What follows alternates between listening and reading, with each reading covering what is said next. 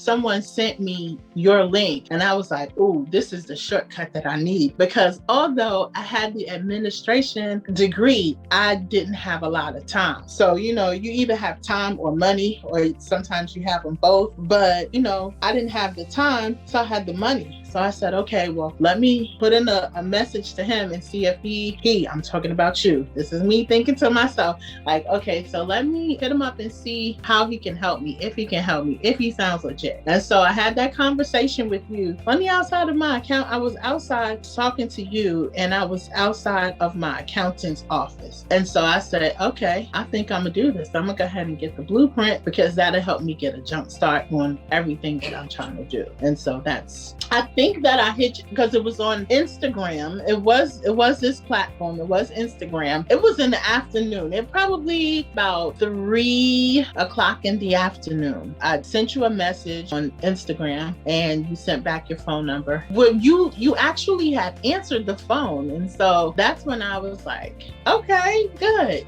He's got time to talk to me. It wasn't your assistant. It was you. And that's what I appreciated the most. And then you were very personal. I kind of felt like I could have an easy conversation with you. And, I didn't have to watch my speech or my verbiage. It was just kind of very down to earth. I could just be me. I didn't have to be Dr. Knight. I was ready to cross the bridge.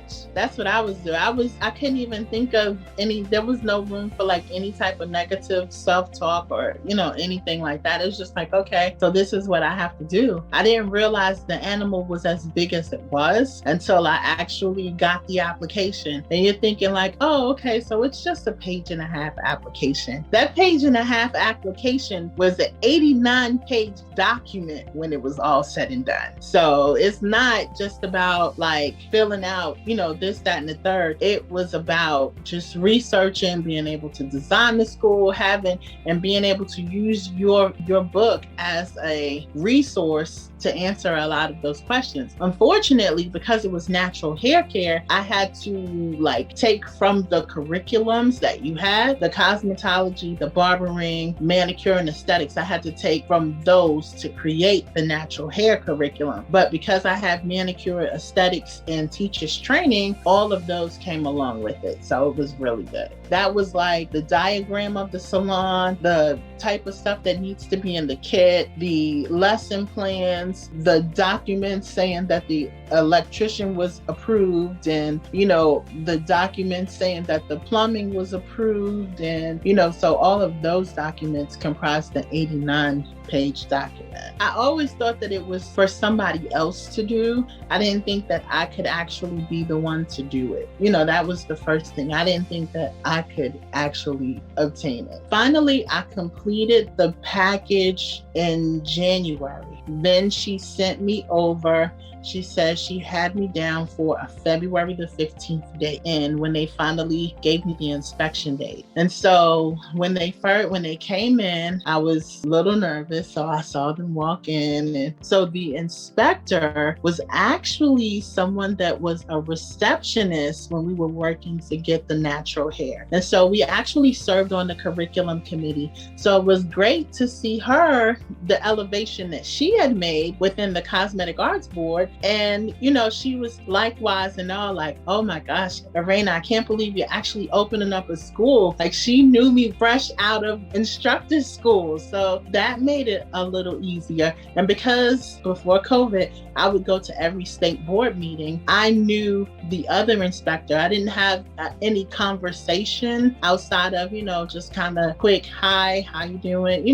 Quick 2-second conversations, but she recognized who I was. And so they were very helpful and just kind of bringing to life, showing me how to use my space and things of that nature. And they came through and they inspected. I needed some more stuff in aesthetics. So they said that, okay, well, we'll wait here, or, we'll go get some lunch while you go. And so then I went out. You ever seen the 𝗍𝗶 dash where you just kind of dash through town?